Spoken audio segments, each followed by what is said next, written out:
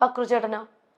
ഇല്ല, ഞാൻ ചോദിക്കട്ടെ, ഇപ്പൊ ഹൈറ്റിൽ എന്താണ് ഞാൻ ഇപ്പോഴും ചിന്തിക്കും, ഹൈറ്റിലൊക്കെ എന്തിരിക്കും? നമുക്കൊരു അസുഖം വന്നാൽ തീരാവുന്നേ ഉള്ളൂ, ഈ ഹൈറ്റും വെയിറ്റും അല്ലെങ്കിൽ കളറും സൗന്ദര്യവും എല്ലാം. അതുകൊണ്ട് ഞാൻ അതൊന്നും നോക്കാറില്ല. പിന്നെ ഞാനിപ്പോൾ എൻ്റെ ഹെൽത്ത് നോക്കുന്നുണ്ട്, എൻ്റെ സൗന്ദര്യം സൂക്ഷിച്ച് നന്നായിട്ട് കൊണ്ടുപോകുന്നു. അത് ഈ ഒരു ഫീൽഡ് ആയതുകൊണ്ട് മാത്രം, പിടിച്ചു നിൽക്കാൻ വേണ്ടി മാത്രം ഞാൻ കൊണ്ടുപോകുന്നു. അത്ര. എന്തൊക്കെയാ ചെയ്യുന്നത്? നന്നായിട്ട് 2 നേരം കുളിക്കും.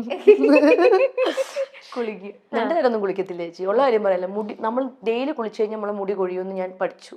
അതുകൊണ്ട് ഞാൻ ആഴ്ചയിൽ, എനിക്ക് എന്നും കുളിക്കാൻ ഭയങ്കര ഇഷ്ടമാണ്. എന്നാലും ആഴ്ചയിൽ 3 ദിവസം ഞാൻ തല കഴുകുള്ളൂ. പിന്നെ ഷൂട്ടിനൊക്കെ പോയിട്ട് വരണമെങ്കിൽ ഞാൻ മസ്റ്റായിട്ട് കഴുകും. കാരണം നമ്മൾ സ്പ്രേയും നമ്മൾ അത്രയ്ക്ക് തലയിൽ കെമിക്കൽ പോകുന്നതല്ലേ. അതുകൊണ്ട് ഞാൻ അങ്ങനെ വാഷ് ചെയ്യും. രാവിലെയും വൈകിട്ടൊന്നും നോക്കാറില്ല.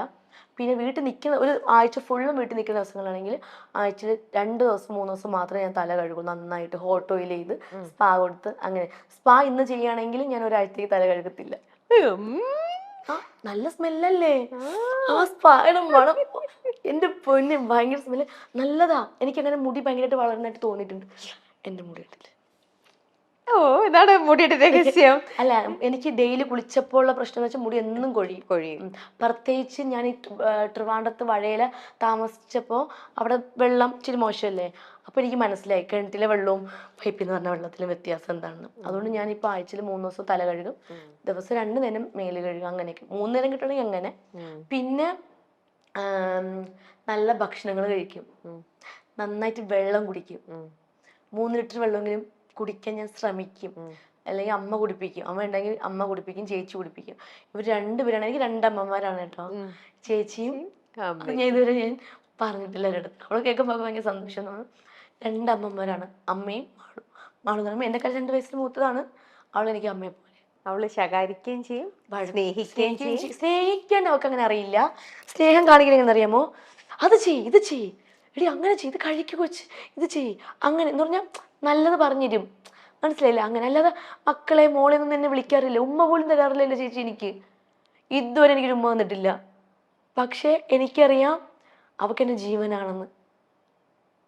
എനിക്ക് എൻ്റെ പ്രാണനാണ്.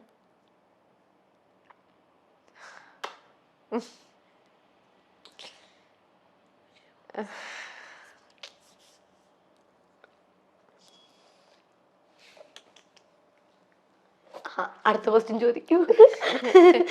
അല്ല, ശരിക്കും അമ്മ, ചേച്ചി, അച്ഛൻ, ചേച്ചിയുടെ ഹസ്ബൻഡ്, എനിക്ക് ഞാൻ പറഞ്ഞ ചേട്ടന്മാരില്ലാന്ന്. ചേട്ടൻ എനിക്ക് സ്വന്തം ചേട്ടനാ. ഇതുപോലൊരു ചേട്ടനെ ഒരിക്കലും ആർക്കും കിട്ടത്തില്ല. അത്ര നല്ല ചേട്ടനാണ് എൻ്റെ ചേച്ചിക്ക് കിട്ടിയിരിക്കുന്നത്. എന്നെ ഷൂട്ടിനും ഇനാഗുറേഷനും എല്ലായിടത്തും കൊണ്ടുപോകുന്ന ഒരു വ്യക്തിയാണ് ചേച്ചിയുടെ ഹസ്ബൻഡ്. പുള്ളിയുടെ ജോലി പോലും കളഞ്ഞിട്ടാണ് എന്നെ കൊണ്ടുപോകുന്നത്. പാവമാണ്, ഭയങ്കര പാവമാണ്, നല്ല മനുഷ്യനാണ്. പിന്നെ ദേവൻ, ചേച്ചിയുടെ മോൻ. ഇവരാണ് എൻ്റെ ലോകം. ഇവർക്ക് വേണ്ടിയാണ് ഞാൻ. അനിക്കുട്ടി, ഇല്ല, ഇതിപ്പോ ശരിയാവും, ഇപ്പൊ ശരിയാവും, ഇപ്പൊ ശരിയാവും, ഇപ്പൊ ശരിയാവും. ഓക്കെയായി. ഞാൻ ഇങ്ങനെയാണ്. എന്തൊരു നല്ല കുട്ടിയത്, എന്തൊരു നല്ല മനസ്സാത്. അനുവിന് വേണ്ടിട്ട് ഞാൻ പറയാം.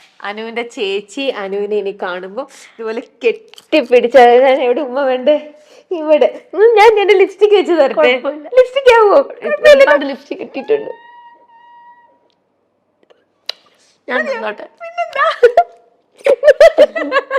ഇതുപോലെ ചേച്ചി ഓടി വന്ന് കെട്ടിപ്പിടിച്ചൊരു ഉമ്മ കൊടുക്കും കേട്ടോ, തരും. അപ്പൊ എനിക്ക് താങ്ക്സ് തരണം. എനിക്ക് അപ്പൊ കാണുമ്പോ വിളിച്ചു പറഞ്ഞാ പോരെ, എനിക്കപ്പൊ 2 ഉമ്മ തരണം. ചേച്ചി തന്ന ഉമ്മ എനിക്ക് പറഞ്ഞ, എനിക്ക് അത് വേണം കേട്ടോ. എന്തും നല്ല സ്വീറ്റ് ആയിട്ടുള്ള കുട്ടിയാ. ഇതിനെ ആർക്കാ ഇഷ്ടമല്ലാതെ വരണ? ഇതിനെ കൂടെ കൂട്ടിക്കൊണ്ട് പോവാൻ ആർക്കും തോന്നില്ലേ? എന്റെ കൂടെ വരുന്നോ? എന്റെ കൂടെ എന്റെ വീട്ടിൽ കൊണ്ടുപോകായിരുന്നു ഞാൻ. ഇതിനെ ഇപ്പൊ എങ്ങനെ ആര്യ ആയിക്കോട്ടെ, പിന്നെ മുമ്പ് പറഞ്ഞ ആതിര. അയ്യോ, എന്റെ ലിപ്സ്റ്റിക് ഉണ്ടോ? കുഴപ്പമില്ല. ബ്ലഷ് ആയിട്ട് അവിടെ കിടന്നോളും, ചെന്നിട്ട് കുളിക്കാനുള്ളതാ. അല്ല, എങ്ങനെ ഇതിനെ ഇഷ്ടപ്പെടാതിരിക്കുന്നതെന്ന് ഇപ്പൊ നിങ്ങക്ക് മനസ്സിലായില്ലേ? സ്റ്റാർ മാജിക്കിലൊക്കെ ചെയ്യുന്നതും ഇങ്ങനെ ഈ ഓടിച്ചാടി ബലം പിടിച്ച് പിടിപിടി നടക്കണതൊക്കെ ജെന്യുവൻ ആയിട്ടുള്ള അനുവാണ് അല്ലേ? ഇങ്ങോട്ടാ. എന്തൊരു സ്വീറ്റാ.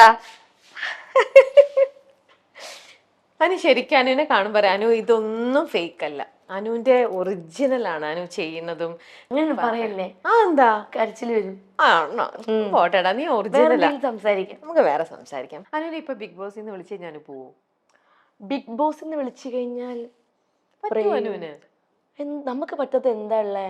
അങ്ങനല്ല, ഇത്രയും തൊട്ടാവാടിയാണ്. അത് ഇപ്പൊ പറഞ്ഞിട്ട് കാര്യമില്ലല്ലോ. ഇപ്പൊ ബിഗ് ബോസിൽ പോയി കഴിഞ്ഞു കഴിഞ്ഞാല് അവിടെ ഇപ്പം നമ്മളായിട്ട് നിക്കുക എന്നുള്ളതാണ് ഏറ്റവും. അഭിനയിച്ച് നിൽക്കുക, എത്ര അഭിനയിച്ച് നിന്നാലും നമ്മൾ തനി സ്വഭാവം അറിയാൻ പറ്റും. അതുകൊണ്ട് അഭിനയിച്ച് നിന്നിട്ട് ഒരു കാര്യമില്ല. അവിടെ ചെന്ന് കഴിഞ്ഞാൽ ദേഷ്യപ്പെടേണ്ട അടുത്ത് ദേഷ്യപ്പെടും, കരയേണ്ട അടുത്ത് കരയും, നമ്മൾ സംസാരിക്കേണ്ടടുത്ത് സംസാരിക്കും, അത്രേ ഉള്ളൂ. ചിരിക്കേണ്ട അടുത്ത് ചിരിക്കും, കൊഞ്ചിക്കേണ്ട അടുത്ത് കൊഞ്ചിക്കും, അത്രയൊക്കെ ഉള്ളൂ.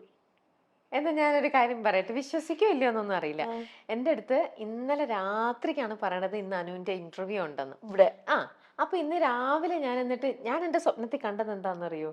അനു ഇങ്ങനെ ബിഗ് ബോസില് ട്രോഫി ഒക്കെ പിടിച്ച് പോകുന്നതിന് മുന്നേ. ട്രോഫിയോ? എന്താ പോകുന്നതിന് മുമ്പേന്നോ? അങ്ങനെയല്ല, എന്നോട് ഇന്റർവ്യൂ എന്ന് പറഞ്ഞു കഴിഞ്ഞപ്പോ നമ്മള് ഇപ്പൊ കൊറേ ആൾക്കാരുടെ ഇതൊക്കെ പറയണ്ട, അതൊന്നും പറയണ്ട, വേണ്ട.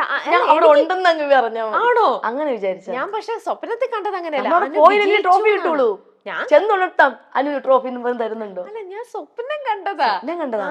അനുവിന് ഇങ്ങനെ അനു വിജയിച്ചു ഈ പ്രാവശ്യത്തെ ഇതില് അനു വിന്നർ എന്നും പറഞ്ഞുകൊണ്ട് ലാലേട്ടൻ ഇങ്ങനെ പറയുന്നത്. എന്നിട്ട് ലാലേട്ടൻ അനുവിന്റെ കൈ, അനുവാണ് ഈ പ്രാവശ്യത്തെ സീസൺ 7 7ന്റെ പണിയിൽ നിന്ന് വിജയിച്ചതെന്ന് ഇങ്ങനെ പറയുന്നത് ഞാൻ അതാണ് കണ്ടത്. അങ്ങനെ ഞാൻ വിൻ ചെയ്യണമെങ്കിൽ അന്ന് വിൻ ചെയ്ത് ഞാൻ എവിടെയാണോ ഷൂട്ട് എന്നൊക്കെ അറിയില്ല, അവിടുന്ന് ഞാൻ കൊച്ചിയിൽ വന്നിട്ട് ഞാൻ ചേച്ചിയുടെ വീട്ടിൽ വരും. സത്യം? ആ ട്രോഫിയും കൊണ്ട്. വാക്ക് ഉറപ്പാണ്. ഞാനും ഇന്റർവ്യൂ തരും. വെളുപ്പിനെ കാണുന്ന സ്വപ്നം ഫലിക്കും എന്നാണ്. ഞാൻ ഇത് കണ്ടത് വെളുപ്പിനെയാണ്. നമുക്ക് നോക്കാം.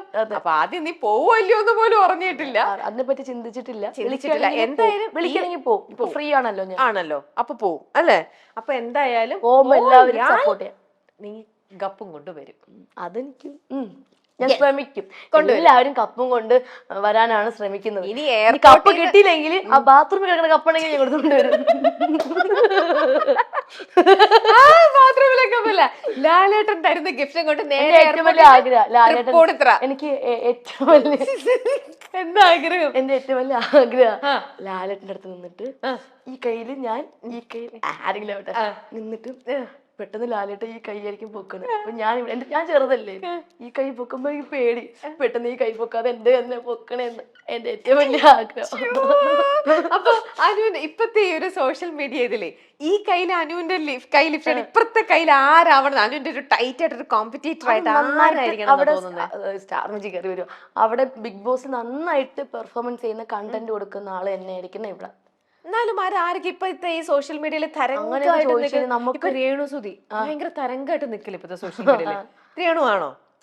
ഒന്നും പറയാൻ പറ്റത്തില്ല. അത് നമ്മളിപ്പൊ കാണുന്ന ആൾക്കാരെ ആയിരിക്കില്ല അവിടെ ചെല്ലുമ്പോ. ഇപ്പൊ ഞാനാണെങ്കിൽ പോലും ഇപ്പൊ കാണുന്ന ആയിരിക്കത്തില്ല അവിടെ ചെല്ലുമ്പോ. ഞാനായിട്ട് നിക്കുള്ളൂ, പക്ഷെ നമ്മൾ അവിടെ ചെല്ലുമ്പോ നമ്മുടെ സ്വഭാവം മാറുന്നാണ് എല്ലാരും പറയുന്നത്. ആണോ? പിന്നെ അപ്പൊ ഒറ്റപ്പെട്ടു പോകുന്ന ഒരു നിമിഷം വരുന്ന പറയണേ. നമുക്ക് നോക്കാം. എന്തായാലും ഞാൻ വെളുപ്പങ്കാല കണ്ട സ്വപ്നം അത് ഫലിക്കും. അതില് തന്നെ ഞാൻ എയർപോർട്ടിൽ നിന്ന് ഞാൻ നോക്കി നിൽക്കും. ഞാനന്ന് ഷൂട്ടും ചെയ്യില്ല. ഞങ്ങളോട് അറിയുമല്ലോ, എയർപോർട്ടിൽ നിന്ന് നേരെ വന്ന വഴി തൃപ്പൂണിത്തുറയ്ക്ക് വന്നില്ലെങ്കിൽ ശരിയാണല്ലോ, എന്തായാലും വിളിക്കും. ഈ കൈ ലിഫ്റ്റ് ചെയ്യുന്നത് അത് അനുക്കുട്ടിയുടെ തന്നെയായിരിക്കും. ഈ രണ്ടാമതുള്ളത് ആരുടെയാന്നേ ഉള്ളൂ ഇനി അറിയാനുള്ളത്. അത് നമുക്ക് കാത്തിരിക്കാം. നന്നായിട്ട് ഹാർഡ് വർക്ക് ചെയ്യുന്ന ആരെങ്കിലും ആയിരിക്കും. നമുക്ക് നോക്കാം അതാരാണെന്ന്. എന്തായാലും എന്റെ അനുക്കുട്ടിക്ക് എല്ലാവിധ പ്രാർത്ഥനകളും സ്നേഹങ്ങളും എല്ലാ ആശംസകളും ഒരുപാട് കേട്ടോ. അത് തന്നെ കൊടുക്കല്ലേട്ടാ. അയ്യോ, അപ്പൂസിന് ഇത് കൊടുക്കാനോ? അപ്പൂസ് അങ്ങ് നിന്ന് അപ്പൂസ ഇവിടെ വന്നിരിക്കുന്നോ? അപ്പൂസിനെ ഏരിയയിലേക്ക് പോലും കൊടുക്കണ്ട ഉമ്മയും കാര്യങ്ങളൊന്നും.